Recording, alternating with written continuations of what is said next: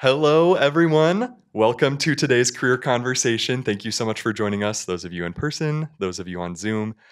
My name is Linus Cackley. I'm the program coordinator for FutureTech Careers. You can think of FutureTech Careers like a career services department that's specialized in supporting students in IT and advanced manufacturing fields. Every week, we host a career conversation. Recently, we've started doing two a week. And the goal of these events are to expose you to different careers in the tech and advanced manufacturing industry and help you build skills that will serve you in your career. So today, I'm excited to introduce our speaker, Mike Carnevale, who will be leading a talk on pathways to web development. Mike, take it away. Thanks, Linus. Appreciate it. And thanks to everyone who came today. I appreciate that too. So my name's Mike Carnevale. I am a designer. There's lots of types of design. There's like web design, there's industrial design, there is software design. Design is a really big word. And my career path has kind of meandered through all different types of design. Should this work on this now? Yeah.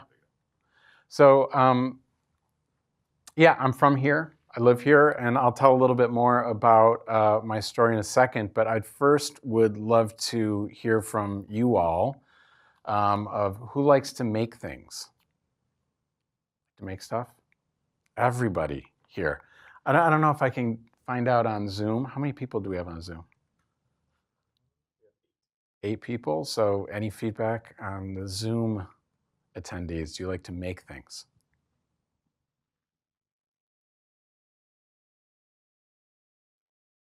All right, I'll take one. So there's lots of things that we can make, right? We can draw, we can build, we can craft, we can invent things, we can sculpt things, right? This is all forms of design as I see it. Design is using your imagination to invent something new or make something better. I think of it as the most optimistic kind of field that you could enter.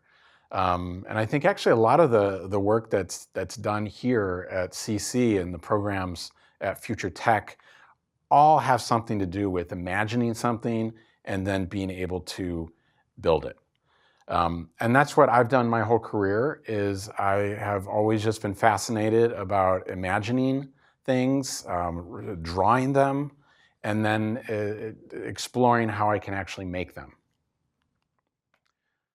So development is then taking that imagination, that idea you have, and then actually using your talent to make those ideas real so that you can share them with others. Carnevale, which is my last name and also the name of my company, is based here in Grand Rapids, and we design and build software. So these two things that I just shared is what we do for a living. Companies hire us to think about either making something new for them or imagining how we can make it better and improve it. And then they also hire us to actually do the software development, to do the building of it, to do the actual design and create all the screens, and then work with software developers to code it and actually release this out into the world. So some of the things that we make are websites, we make apps, we do a lot in 3D stuff. In fact, our entire web development team, except for one person, went to Ferris's game design program, which is held in this building. So I think game developers are really effective software application developers because they generally work with really challenging software problems, and they also spend a lot of time thinking about what it should look like and how it can be used. And the tools that they use, platforms like Unity, are especially good for making really rich experiences that might be harder to do with some other languages. So we do a lot in the 3D and extended reality, virtual reality space. And we also make digital exhibits. And I'll take you through a few different examples of projects that we've done. For this presentation, I actually think like the part about me is the least interesting part of it. You're here because you're interested in hearing about what I do and how I've done it, but I'd also love to hear about you. And if you have questions, while I'm presenting, I would love for you to ask those questions. And then we'll also have time at the end, okay? Okay, so a little bit about the space that we work in, and then I'll get into like my background. But I work at what I call it the wave front, these between where technology and products meet. I really picture it like these waves that intersect and kind of move and are constantly moving forward because technology is always changing. And the types of products that consumers expect are always changing. Like think back to maybe 10 years ago and think about what kind of apps you had on your phone. And think about how different apps 10 years ago were from what they are today. Like there was no TikTok 10 years ago, as an example. There was YouTube, there was Instagram, but there wasn't Instagram Reels, I don't think, 10 years ago. And so these applications were much different, right? So that's just one example of how quickly software has been changing. I've been doing this for a long time. I graduated from high school in the 90s. So I have seen a lot of technology change as I've gone through college and gone through my career. When I was in college, the internet just came out. Okay, the World Wide Web, as you know it, the WWW, just came out and was just used by a few different people. So I've seen everything go from like the dawn of the web to like mobile devices to extended reality to now AI, and all of these changes are these waves that are constantly moving. And I think design is a really great field because it's constantly thinking about how can we take advantage of the technology and apply it to products. And as technology gets newer, we can say, oh, that's interesting, let's add it to this product, and those products become newer, and it goes back and forth like that. So a few things that I've done in my career. So Grand Theft Auto, I've worked on every Grand Theft Auto website since Grand Theft Auto 3. That was really one of my first big lucky breaks. And there's a whole story with that, but we continue to work with the team behind Grand Theft Auto and the creator of Grand Theft Auto, Dan Houser, after 25 years, which is really amazing. Grand Theft Auto 3 came out 25 years ago. And we've worked on all these different chapters ever since. It's been a while. We're still waiting on Grand Theft Auto 6 to come out, hopefully this fall. And we've also helped with some other games like Red Dead Redemption. So our work specifically for this franchise, we did all their websites. And for some of the games, like Grand Theft Auto 4 and Grand Theft Auto 5, those games have a fake internet inside the game. And we also made websites for the fake internet inside the game. So if you ever played any Grand Theft Auto, if you stay to the very end, you can see my name in the credits. Less exciting, but we're here in Grand Rapids. So Steelcase is a big Grand Rapids company that makes office furniture. We work on their website. We do a lot of work in app development. There's a product called Traeger pellet grills. So it is like a wood-fired pellet grill that you can control with your phone. So this is an example of an app that works on your iPhone or your Android, but it can also control the heat of a meat smoker device, which is actually kind of interesting that you can control fire with your phone, which is what this product does. It's used by more than 1 million people every month, this app. It might even be at 2 million people at this point.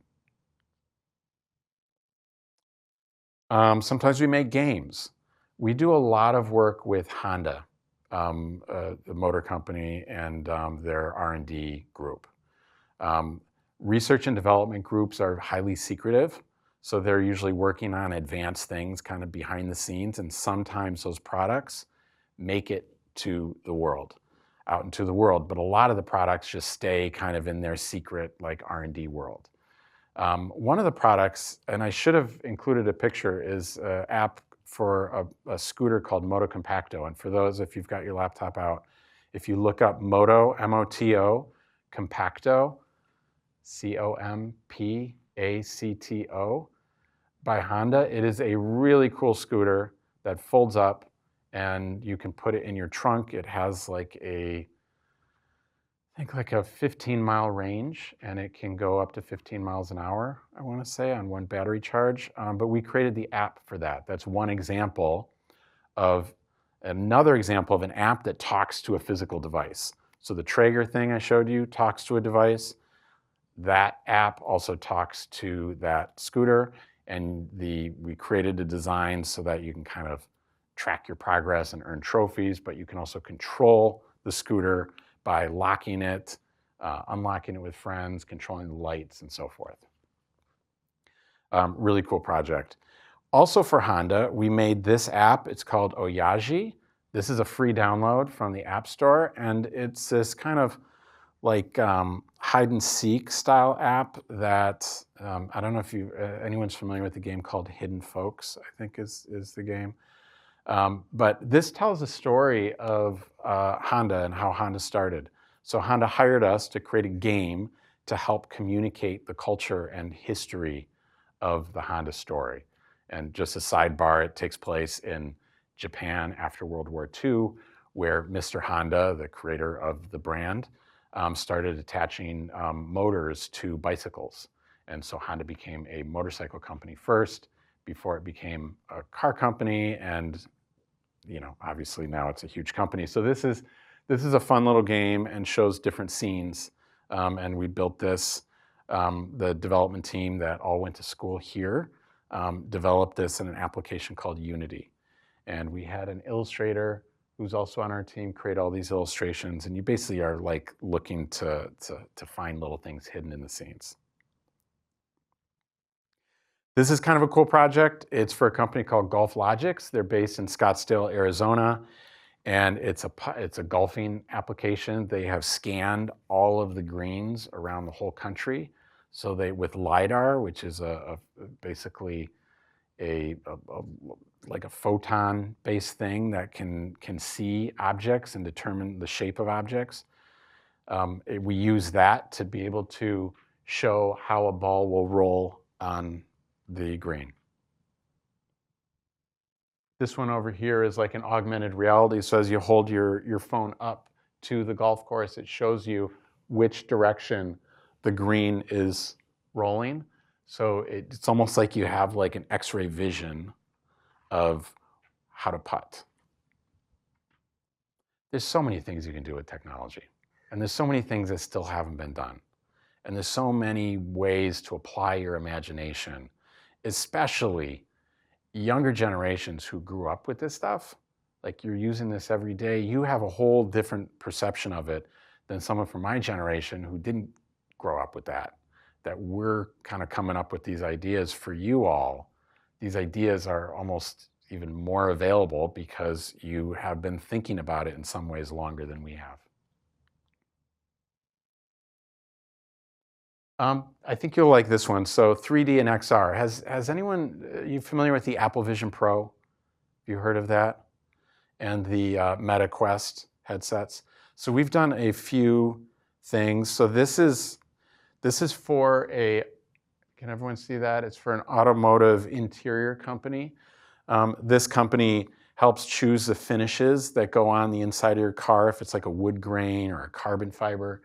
And so we used virtual reality to be able to allow them to design different interiors. So this is the inside of a Tesla, and you can kind of see the wood grain and the finishes and the types of leather. This video is a little slow, but at one point you're going to see them kind of look at a bunch of different types of materials that they can apply to different surfaces. So what's really great about this application of technology is that previously they'd have to actually physically put all the materials on a vehicle and then look and decide if they like it.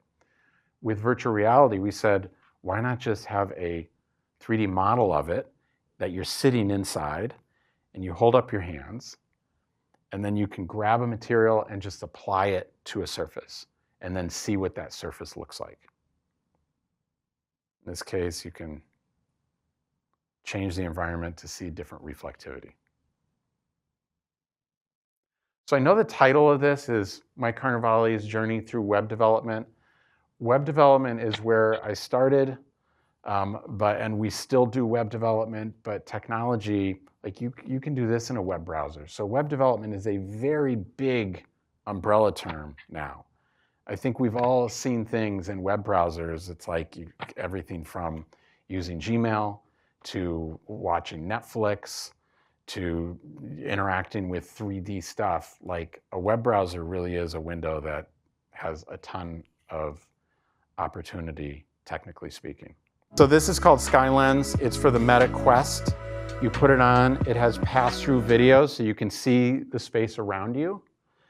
And you can actually see what the weather is and what the wind is up in the sky, as well as where actual live aircraft and satellites are up in the sky. So imagine you have almost like a superpower where you just look in the sky and you can be like, there's an airplane there and there's an airplane there, and you can see exactly where it's going. We also have a virtual reality mode where you can go to any city in the world and you can see the weather. In this case, we're in Paris, but you can see the live weather, and you can also see there's a Starlink satellite. If you were standing in Paris, right there by Notre Dame, you can see the Starlink, you can see where the moon is. And over there on the left, there were a bunch of aircraft. Yeah, there's an airport in that direction.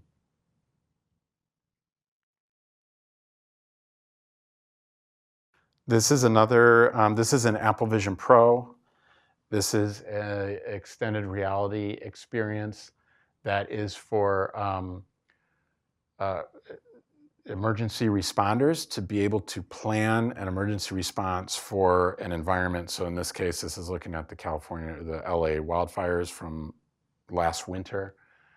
Being able to coordinate remotely, so you could have different people looking at this map of LA remotely in different areas. So one person might be in Grand Rapids, another person might be in New York, another person might be in Los Angeles, and they can zoom in, they can plan exits, and in this case, kind of communicate with each other and figure out how they want to maybe get people out of areas or have fire respond to situations. So this person actually has an Apple Vision Pro on it, and we're recording the video feed and we're seeing what he sees. What's pretty amazing about technology right now, and I wouldn't have even said this like 3 months ago, is that access to tools like Claude in particular makes this type of work unbelievably accessible to everybody. You might say, like, how is that possible? Like, this looks super hard. I can't do this. You actually can do this. There's lots of tools to learn. Claude can teach you how to do that. You start out like anything else, you start out small, but just starting with a question of Claude and not treating it like Google, but actually saying, hey, teach me how I want to make an augmented reality application on my phone. How do I do that? That's a question. Oh, you want to do that? Here's the tools you need to download on your computer. Here's how you're going to make it available on your phone. It'll walk you right through it. So you guys are really in this unbelievable moment where it's up to your imagination to decide what you want to do and how you want to do it. And you don't need to wait for somebody to give you a certain set of software to be able to do it. Almost all of this is accessible with a web browser. If you've got a laptop, you can try playing around with these ideas if you're curious about it.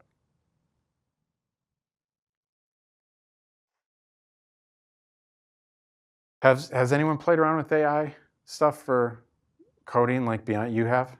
What kind of things have you done? I haven't created it. That's good. Practiced a little bit,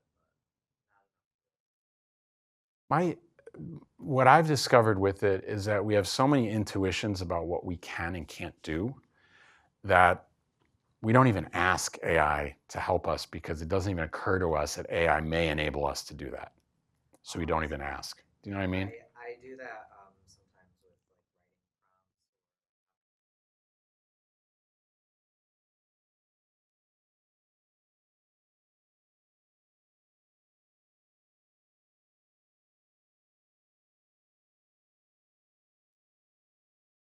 How would users look at this and what would they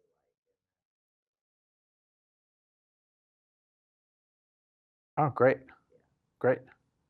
What I would challenge everybody to do is pick something that you can't imagine that you could do. So you have to imagine something that you don't think you can do. And then see if you can use an AI tool like Claude or ChatGPT to help you do it. And just to see how far you get. You might be surprised. One thing I should just pause and talk about, maybe for something like, I'll leave it on this, is what kind of the team that's involved in making something and all the different roles, to give you a sense of how this actually works. So I mentioned I have an agency. We have about 20 people. Our clubhouse, I call it a clubhouse because some people show up. Moosey goes to the clubhouse, and some people work remotely. But it's on Fulton, just towards the zoo on the west side. If you come in any given moment, there may be 5 people there, maybe 15 people there. But our company consists of project managers, designers, and software developers. It's basically the whole company. And they all work together, small groups of those work together to create something like this. So project managers generally plan out the project and figure out when they should start and when it's going to be done and when certain things are going to be delivered. The designer is generally making these pictures of what these screens should look like and what all this stuff looks like. And they use tools like Figma and Photoshop, and mostly Figma and Photoshop to do those. For 3D, they'll use a tool like Blender. I don't know if any of you have heard of any of these tools. But those are typical tools that designers use to design software. And they're really just making pictures of what we think it should look like. And then software developers take those pictures and make them come alive. So say, for example, we're looking at like the main screen of TikTok. So designers figured out what those icons look like, chose the colors, designed what happens when you swipe and what happens when you tap a like button and all those things and all the things that happen. How do the captions appear? What does it look like when you share it? All of those paths are invented by designers and tested out by designers. And then developers take all of those, what we call specifications or design layouts, and then make it work, and then show the designers, is this what you were thinking? And they go back and forth like that. That's basically it. So project managers, designers, and software developers. Any questions about the team that goes in? Even in a product like this, it's still the same team. Designers, developers, project managers.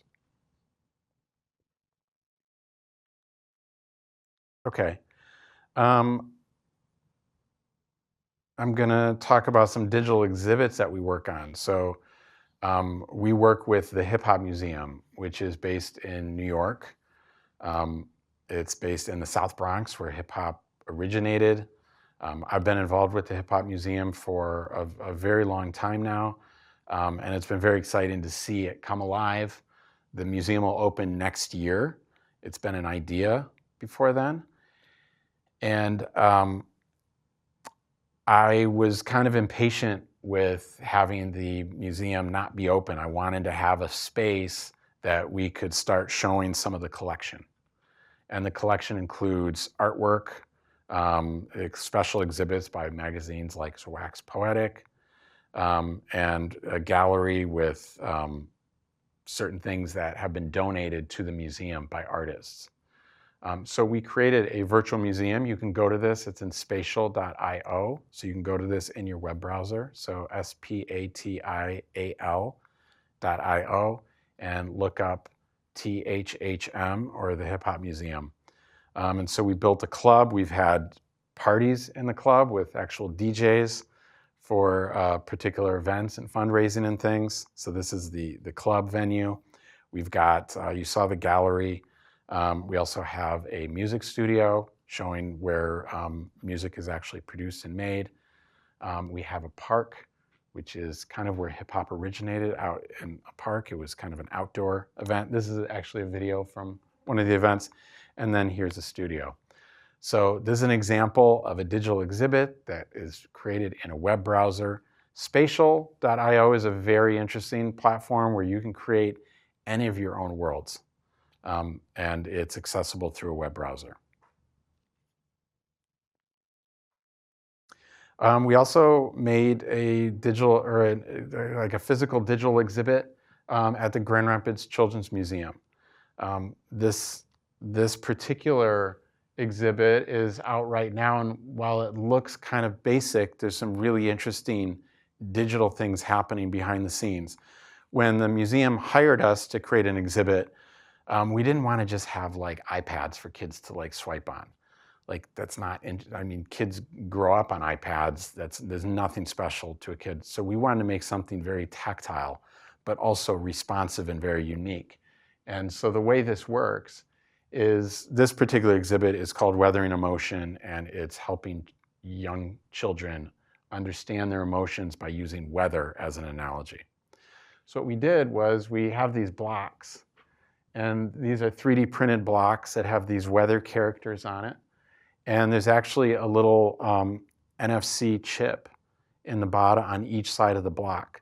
So based on how kids set the blocks down, it shows an image on the screen that matches the picture on those blocks. So kids can tell a story. I had a dance party, but then I lost a game.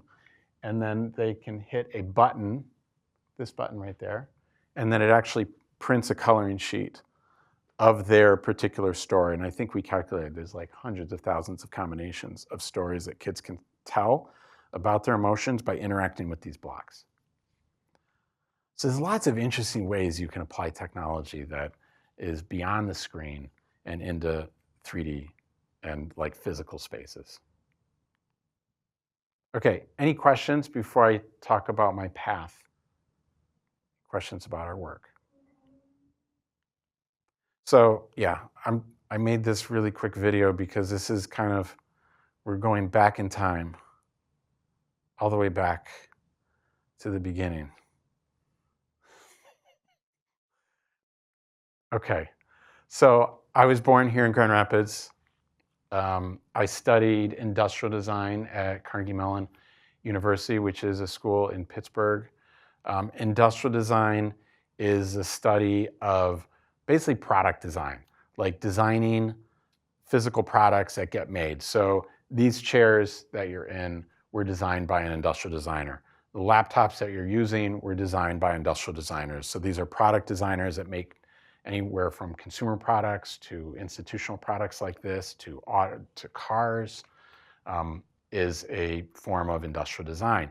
And I chose that because I just liked drawing stuff in high school. I would like, while teachers were talking, I'd always be drawing something. And I like drawing shoes. I like drawing like Nike shoes. I like drawing ski boots, and I like drawing cars. Those are just things that I would just draw over and over and over again. And when I discovered that there was like a career path for that, I was like, I would love to do that. I could draw these things all day long. And I got lucky that I even discovered that it existed because, again, there wasn't any internet back when I was in high school, so you couldn't go online and explore all of these possibilities. And I just have to say that my kids make fun of me when I say, you know, there wasn't any internet and there weren't phones. But it really is hard to convey how different it was when you didn't have all that information at your fingertips. And it was a lot more difficult to learn things and have access to things and discover things than it is now. So I went to school. I worked briefly at a local design agency, but then that agency went out of business. And I was 24 years old.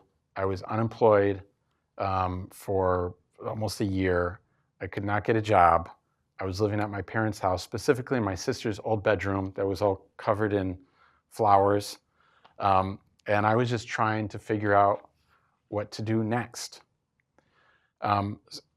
This is a really important slide that I want to spend a little more time on because I just showed you all of these cool things that we worked on, and Grand Theft Auto this and Grand Theft Auto that, and like Apple Vision Pro and all this stuff. But before all that, I didn't know what I should be doing at the age of 24. There was a recession, so a lot of people were out of work around that time. It was very hard to get a job, and I was just not sure what I should do. So one day, I was really curious about this whole web development thing, and I bought a book at Barnes & Noble because, again, you couldn't get this stuff online because online didn't really exist, wasn't very mature. And so I started teaching myself how to do web development. I did not have a computer science degree. I didn't have a programming background, but I wanted to learn because it felt like something that I could make, and it was very important for me to make something.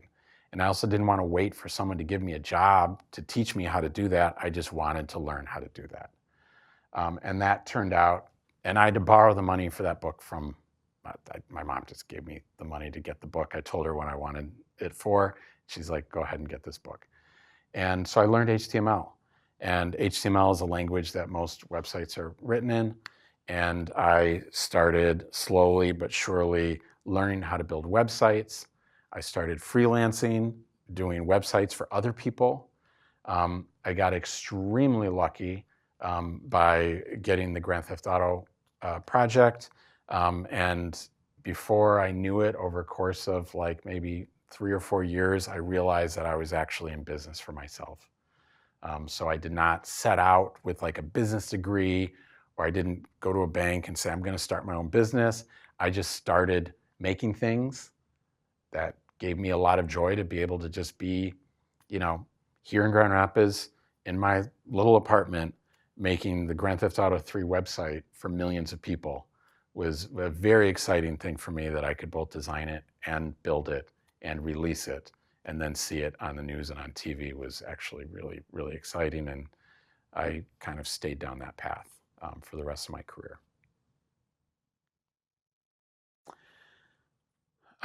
This is actually my last slide. So I'd love to take some questions and things, but I want to prompt a question first. So throughout my career, even though I've been doing this for actually more than 25 years, but the company Carnevale has been around for 25 years. This is the 25th year of me being in business for myself. But I think of things in 5-year spans. So for example, when I was in high school, thanks, Moosey, and I was thinking like, what should my degree be? Like, what do I want to study? I had friends who were thinking, what am I thinking? What do I want to do for the rest of my life? And it was just crushing level of kind of responsibility to answer that question. My approach has always been, what do I want to do for the next 5 years? Because I have no idea what's going to happen after that. I don't even know what's going to happen in 3 years. But if I had to choose something, what would I do these next 5 years? And the reason why I think that's a really important question is because life is hard, work is hard, it's all hard. And so if it's going to be hard, it may as well be something that I enjoy. And if I enjoy it and I actually have passion for it and I want to be doing it, it makes it easier to get through the hard parts. Makes it easier to get through the hard projects. When other people might want to give up, I know why I'm doing it. It's because I chose to do it, and that's why I want to be here. And I'm not doing it because somebody else told me that I should. And I can't tell you what I want to be doing in 10 years or 15 years, but I'm pretty sure I know what I want to be doing for these next 5 years. So when I was in high school, that meant I want to draw more shoes and cars. I could do that for the next 5 years. That sounds like a lot of fun.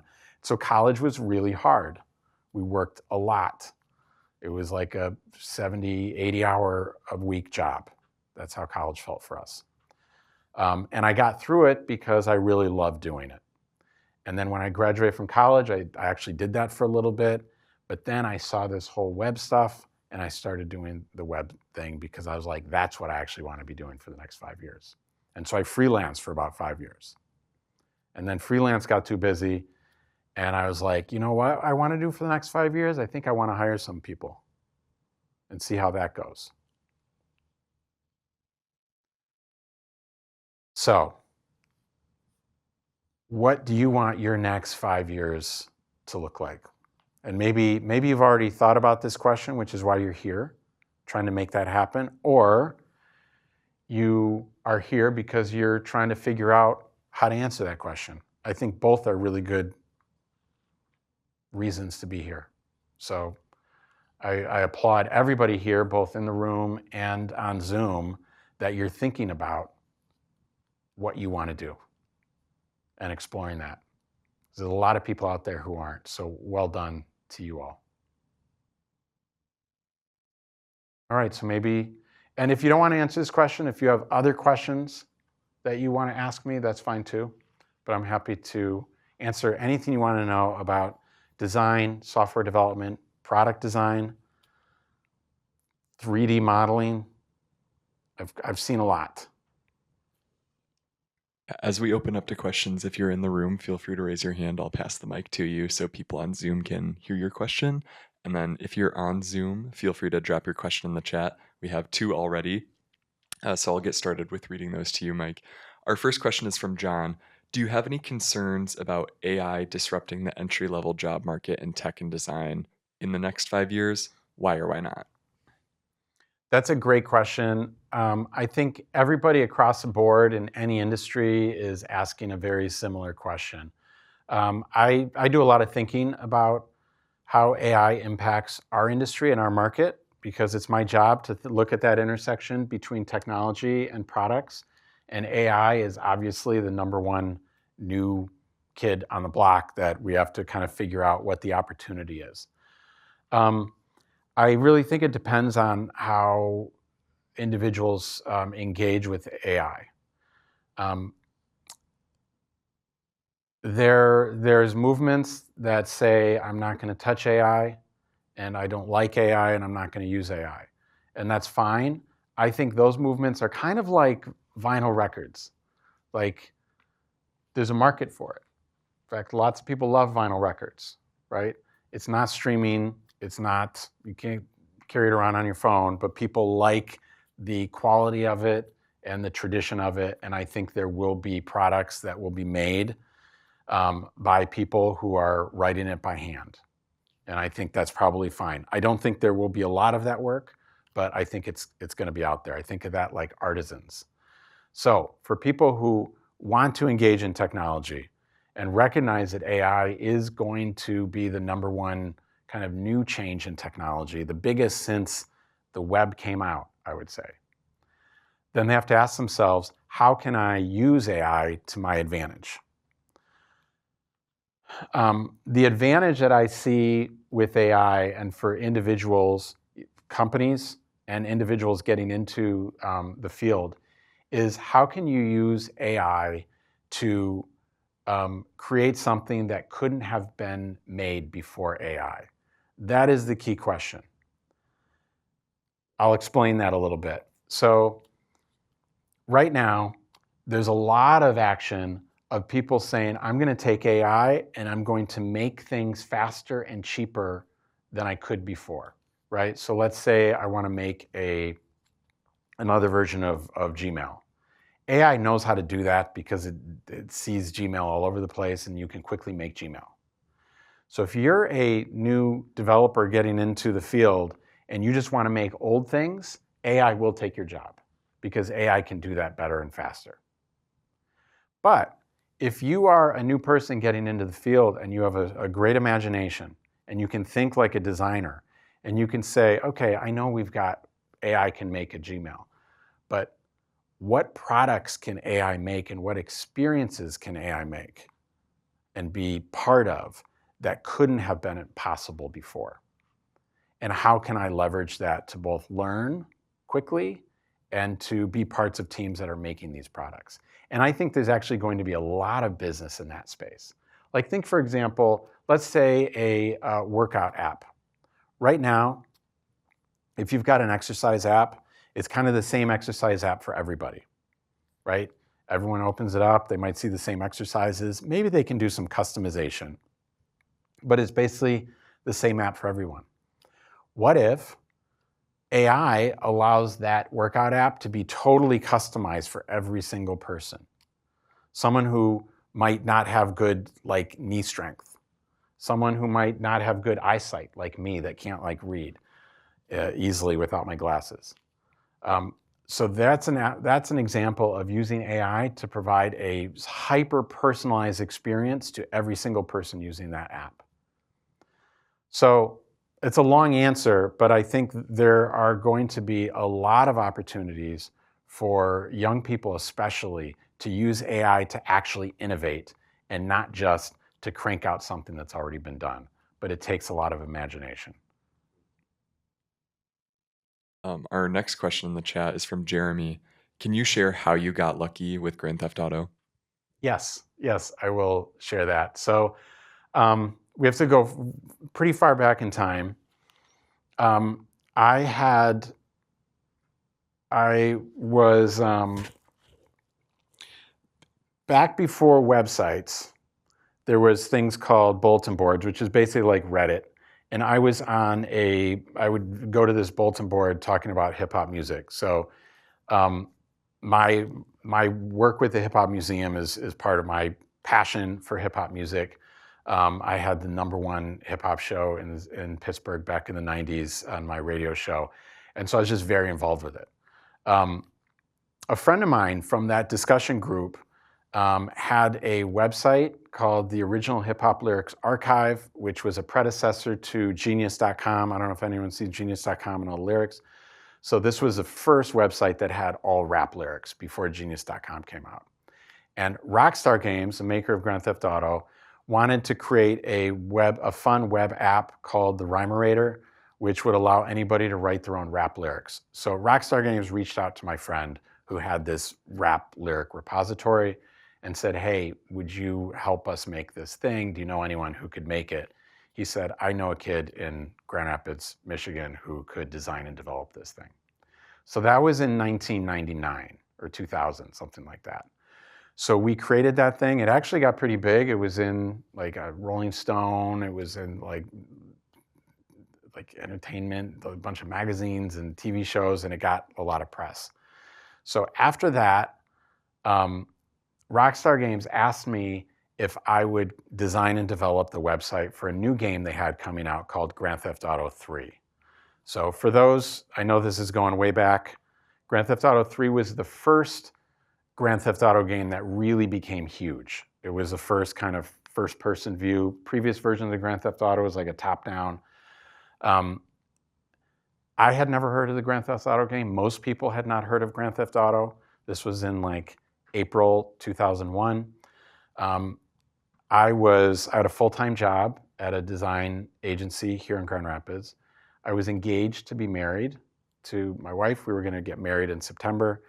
And so I was 26 or 27. And in my mind, I'm like, I don't want to do this because I have a full-time job. I'm getting married and it's going to be summer and I don't want to just be working the whole summer. So I said, no, that's okay. I don't want to build your website for Grand Theft Auto 3. So fortunately for me, very, very fortunately, and this is the second lucky thing that happened, was Rockstar Games said, would you please just give us an estimate of how much you would build it for if you were to build it? So I said, okay, I will. So I gave them a number that I thought was a really big number. Turns out it was not a big number. At the time, it was $25,000. I said I would design the website for $25,000. And at the time, that was more about what I made the whole year. So I was like, I'll just give them this number and they're not going to agree to that. And they were like, great. So now I had to choose, I have a full-time job, I'm doing Grand Theft Auto and I'm getting married. I can only pick two. I can't do all three. So I quit my job because I'm like, I'll figure out I can get another job after I do this website.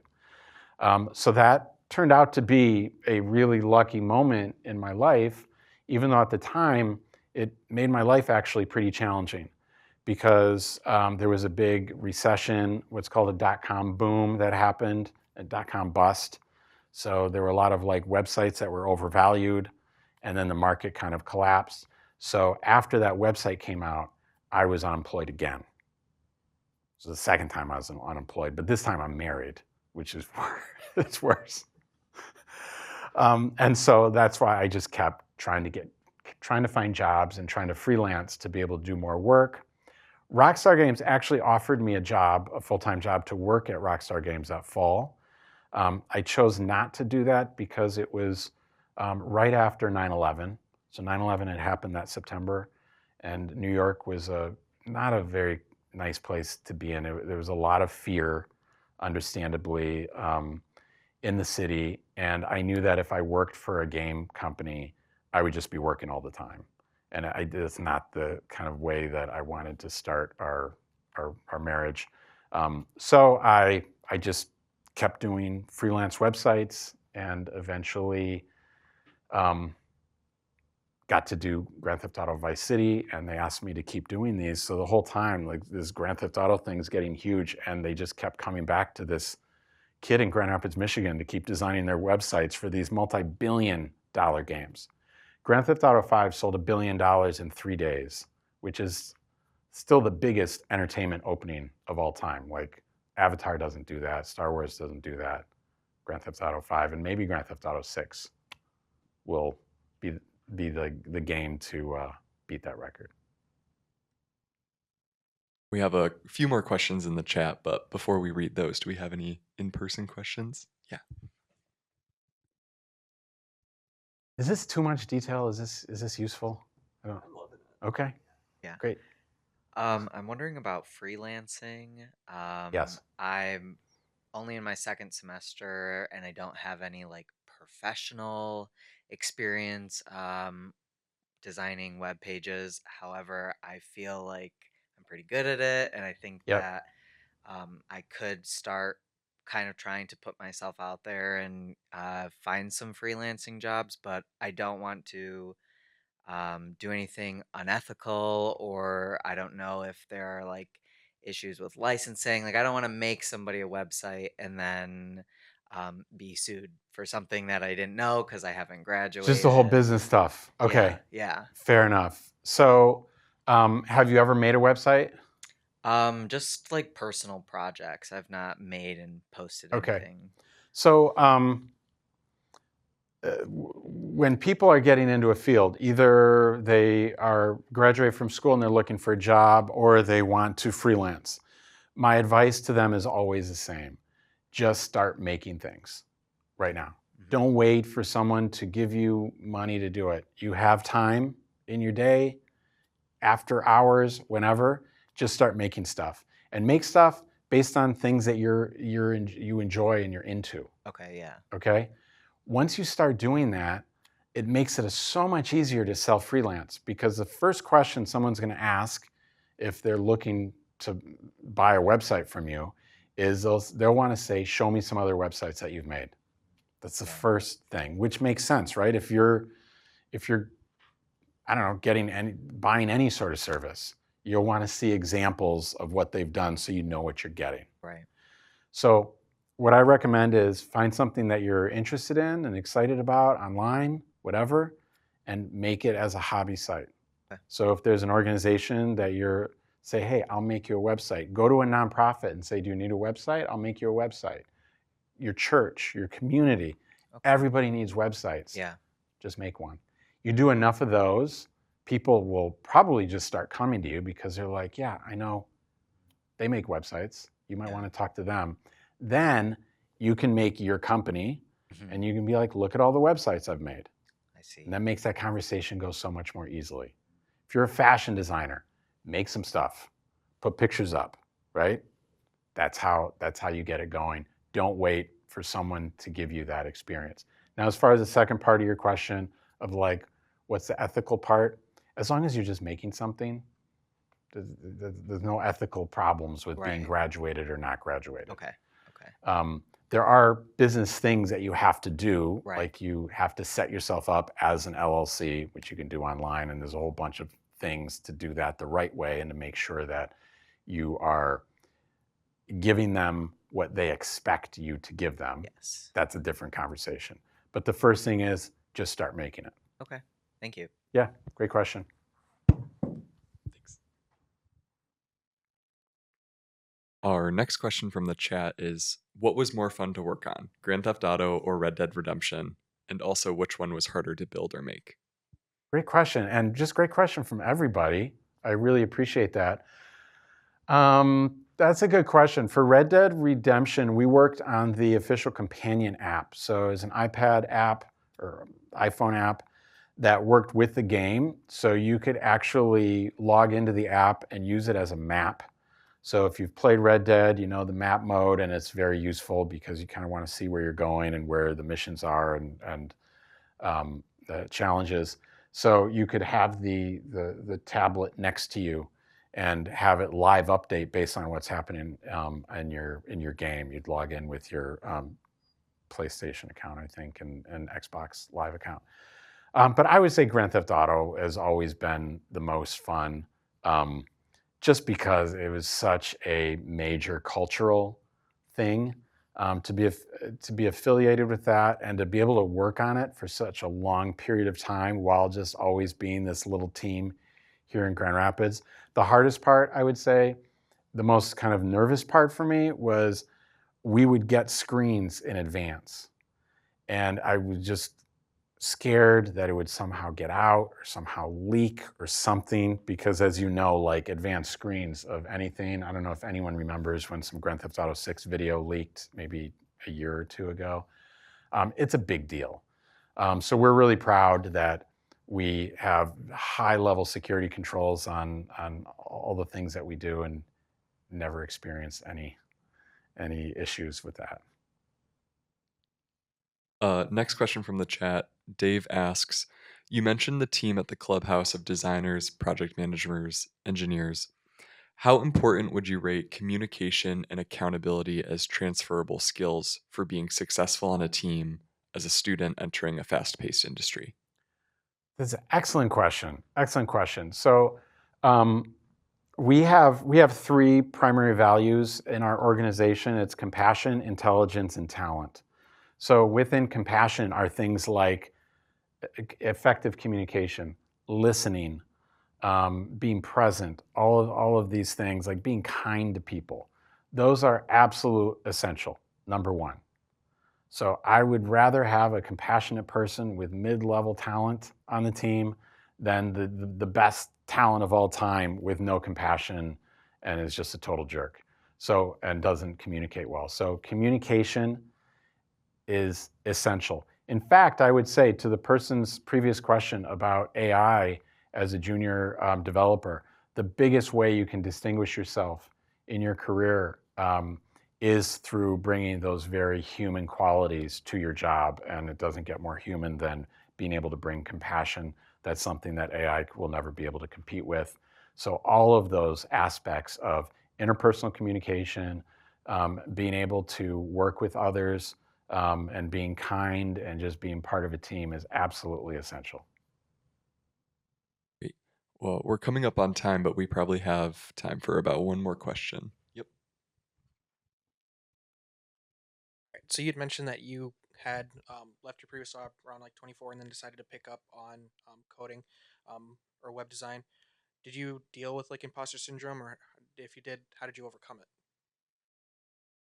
Yeah, I think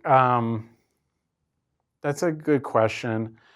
You know, the term imposter syndrome didn't really exist back then. So I think part of imposter syndrome is that people hear the term imposter syndrome and they're like, that sounds like something I'm feeling right now. So I didn't have a word for it, I guess. I definitely felt a sense of kind of being out of the loop a little bit in Grand Rapids because, again, the world was a little less connected. So I saw things happening in New York and other places that friends of mine were living, and felt that I maybe had to work a little harder to be able to be seen um, and to be able to compete while being here in Grand Rapids. So there was an aspect of that. Um, I've found that the types of projects, I'm very proud of the types of projects that we do. And I'm especially proud that we do them here in Grand Rapids. So the idea of imposter syndrome is less so for me. I kind of get a little bit of an adrenaline rush. It's almost the opposite of the fact that the least likely team, not a huge agency, just a small team of 20 people, are making these products that millions of people use every day. And I find that to be very exciting, even though I know it's like counterintuitive. It's like, why? How are you guys doing it?